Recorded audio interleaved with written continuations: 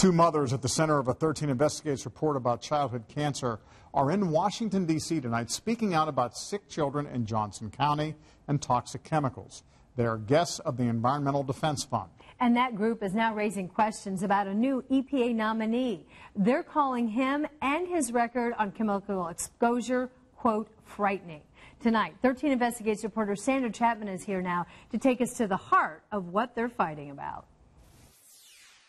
When they started looking into everything, they realized there was this connection and that we'd been dealing with this. Carrie Reinhart and Stacy Davidson are hoping to put a face on a national problem. Sick and dying children living near contaminated sites.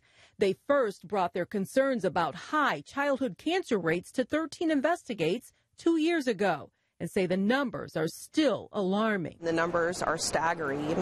42 kids since 2010. Carrie's daughter, Emma Grace, died in 2014, months after battling a rare brain tumor. She was just 13. She fought hard, and we're going to continue to fight hard for her and all the other kids that have been put in her place, because they deserve that. It's why they're taking their stories to the nation's capital. They want to make sure a new federal Chemical Safety Act moves forward.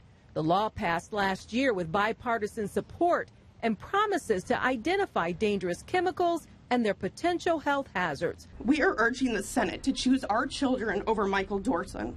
But top environmentalists fear Michael Dorson of the University of Cincinnati, the new EPA nominee to oversee the chemical program, could set them back. Here we now have this individual who's going to be overseeing, the nation's main chemicals office, really, within the EPA, has this very frightening track record. Dr. Jennifer McPartland is the senior scientist in the health program at the Environmental Defense Fund in Washington. She says Dorson's history is frightening because he has worked to promote the cause of the chemical industry, recommending higher levels of exposure for known toxins like the carcinogen TCE. She says he's even argued against the health impact of tobacco.